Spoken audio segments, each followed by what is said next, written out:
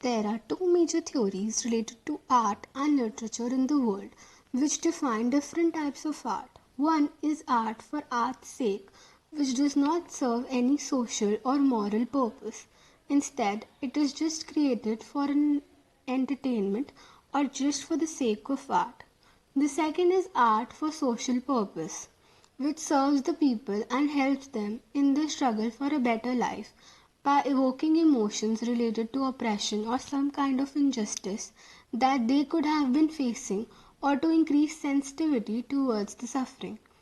An art movement is a trend or a style in art that has a similar concept or aim and is followed by a group of artists or a specified length of time, or at the very least with the moment's heyday defined within a few years.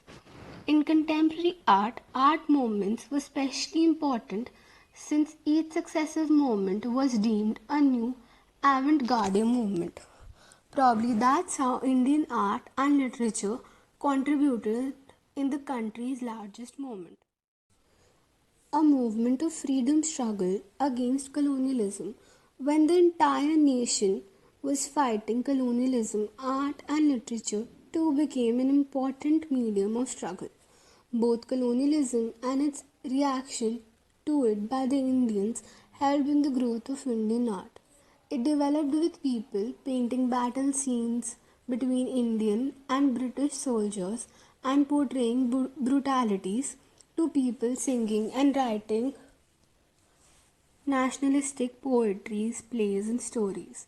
The nationalistic sentiment replaced what was earlier widely dominated by the portraits of songs or bhajans based on gods and goddesses only. The fusion of Indian traditions with European style at this time is evident from Raja Ravi Verma's oil paintings of women in flowy saris in a graceful manner. By 1905, the Swadeshi movement started gaining momentum. Indian artists attempted to revive their cultural identities which were suppressed by the British. They actively started rejecting the romanticized style of the company paintings and the Raja Ravi Verma's style of work which brought modernism to India. Modernism emerged in India as a result of a desire to depart from the academic art performed and pushed by the British. The Bengal school originated as an avant-garde and nationalistic reaction to academic paintings forms previously championed in India both by Indian painters such as Raja Ravi Verma and in British art institutions which later pushed modernistic art styles.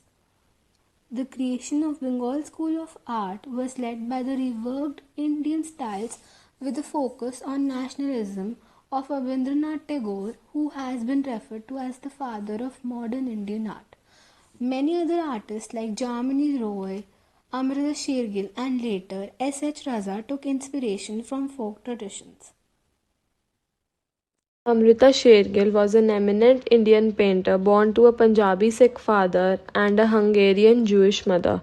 She is sometimes known as India's Frida Kahlo. Shergill was influenced by the more modern art style of artists such as Paul Gauguin and Paul Cézanne. She was influenced by post-impressionism movement. The movement was emerged as a reaction against impressionism and its concern for the naturalistic depiction of light and color. She fought to keep the focus on the Indian landscape, depicting the suffering of its poor people only as a side note within that landscape. As a result, Shergill decided to focus her work on the people of India themselves, and particularly the women. This movement paved the way for modern art. Painting feature the silhouette of women standing in the grave silence, reminiscent of tombstones, is in effect to the elegy to the living. Painters like Chitta Prasad were more concerned with bringing to light issues that were not widely addressed. Chitta Prasad Bhattacharya was a political artist of the mid 20th century. He preferred watercolor and printmaking, avoiding oil on canvas. Chitta Prasad used prints to disseminate leftist ideas and propaganda. He joined the grassroots movement to resist both colonial oppression by the British and also the feudal oppression of the landed Indian gentry. Chitta Prasad rejected the classicism of Bengal school and its spiritual preoccupations. During 1943, when Bengal famine hit, he visited rural villages and witnessed the hunger firsthand, resulting in this brutal, honest representation of human misery in harsh pen and ink drawings and sketches. Chittaprasad travelled the remotest parts of the state, from villages, hospital, orphanage to makeshift camps, mirroring the drudgery of poor peasants and labourers and the evil face of poverty. In his black and white sketches, the skeleton faces, lined ribs, and barren forests, his confident black strokes reflected the life around him devoid of colour and joy. These drawings and reports were published in People's War, culminating in Hungry Bengal, an eyewitness account consisting of written prose and several black and white sketches, copies of which were confiscated and destroyed by the British.